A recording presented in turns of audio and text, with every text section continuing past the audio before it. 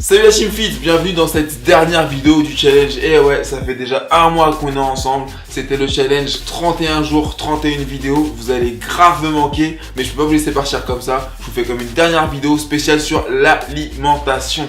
On va faire une vidéo où on va voir aujourd'hui comment est-ce que on peut soigner son alimentation et virer toutes ces idées reçues complètement absurdes sur l'alimentation. N'oubliez pas de liker, de partager et de renvoyer à vos amis, que ce soit la première ou la dernière, mais toutes les vidéos que vous avez kiffé, vous les partagez avec vos potes, vous les likez, vous mettez des commentaires et surtout je veux voir vos progrès. Vous me racontez dans vos commentaires comment est-ce que vous avez vu ce mois, comment ça s'est passé pour vous. Est-ce que ça va mieux, est-ce que ça va beaucoup mieux, mais en tout cas c'est sûr qu'il n'y aura que du progrès. J'attends tous vos commentaires et j'attends tous vos progrès en commentaire ou sur les réseaux, sur Instagram et Snapchat. Les photos, on peut faire des avant-après, on peut faire des pendant aussi si vous voulez, mais surtout, je veux du commentaire. C'est parti pour la dernière vidéo du mois, les plus grosses idées reçues sur l'alimentation. Qu'est-ce qu'il peut y avoir dans cette bouteille de jus d'orange? Pas forcément que des bonnes choses. Le jus d'orange, tout simplement, c'est une orange où on extrait le jus, on la laisse des fois jusqu'à 2-3 mois et après, on le laisse prêt à la consommation. Qu'est-ce qui va se passer pendant tout ce temps? Sachez qu'à partir du moment où vous pressez un jus, au bout de 20 minutes, il n'y a plus de vitamines. En plus, il sera pasteurisé, donc il restera vraiment que le sucre. Et comme il est pressé, on n'a bien sûr pas l'avantage des fibres qu'on peut trouver dans une orange normale. Moi, ce que je vous propose le matin, à la place de prendre un jus d'orange industriel, c'est vous pressez vous-même le jus. Vous perdez les fibres, mais vous gardez toutes les vitamines qui sont très bonnes pour le corps. Notamment, c'est très riche en vitamine C. Ou alors, vous prenez directement l'orange, vous coupez, vous la mangez, vous la mâchez, la mastiquez pour garder l'essentiel des fibres afin de vous permettre d'avoir une meilleure digestion au cours de la journée. Et si on s'attaque au pain, j'imagine que vous savez qu'on va parler de gluten. Le gluten, c'est pas forcément le meilleur ami de l'homme, mais c'est pas non plus quelque chose qu'il faut éviter à tout prix. Il est vrai que si on n'est pas intolérant ou allergique au gluten, ça sert strictement à rien de supprimer l'alimentation.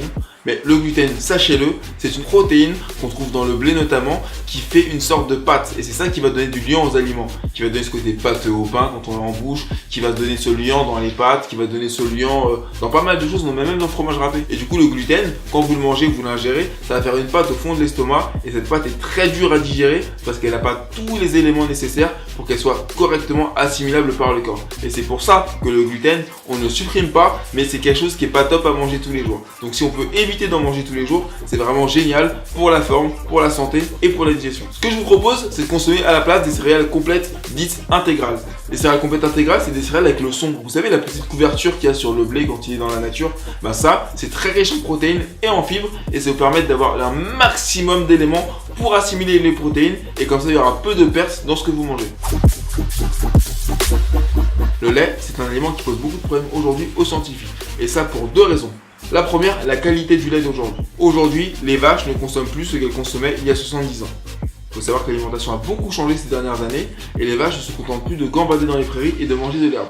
Aujourd'hui, elles sont chargées en antibiotiques et en soja, qui ne sont pas des éléments naturellement présents dans leurs éléments naturels et donc du coup, ça a une influence directe sur la qualité de leur lait. Deuxièmement, on est d'accord que le bébé veau boit du lait pour devenir une vache. Le bébé chat boit du lait pour devenir un chat.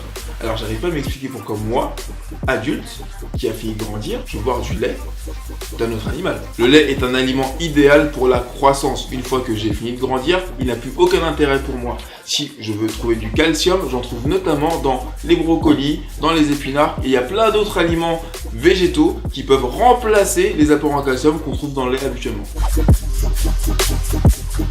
Moi aussi, j'adore les sushis et j'en mange très souvent, mais malheureusement, les sushis, c'est des bombes caloriques. Je vous explique pourquoi. Les sushis se présentent sous des toutes petites formes, du coup on a l'impression de ne pas manger beaucoup, alors qu'en fait, on mange énormément de riz avec un tout petit peu de poisson. Ce poisson, bien souvent, est de très mauvaise qualité. C'est des saumons d'élevage élevés en Norvège, dans des cages, où ils se nagent les uns sur les autres, enfin nagent s'il y a de la place. Et du coup, même le gouvernement norvégien demande à ses ressortissants de ne pas manger souvent du saumon de Norvège. Qui dit sushi dit aussi accompagnement et souvent les sauces, bah c'est quoi? On a la sauce sucrée avec un peu de sel ou la sauce salée avec un peu de sucre mais tellement salée qu'on ne le sent même pas. C'est justement des choses qui vont favoriser la prise de poids, la prise de graisse ou alors la rétention d'eau pour les gens qui ont des soucis de rétention d'eau. Donc moi le premier, j'adore les sushis mais je vous conseille de ne pas prendre ça comme alimentation de base. Une fois par semaine, c'est amplement suffisant pour prendre un plaisir gustatif et pour éviter de crever tout sur la balance. Voilà, c'est tout pour aujourd'hui. C'était la dernière vidéo du mois. Vous allez me manquer à fond. Mais par contre, je vous retrouve très rapidement.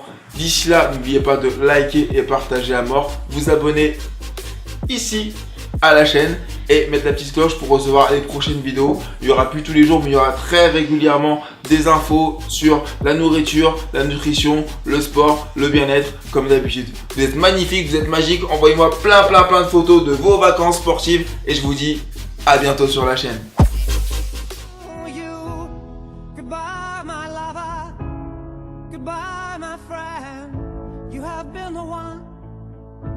You have been the one for me. Goodbye, my lover. Goodbye, my friend. You have been the one. You have been the one for me.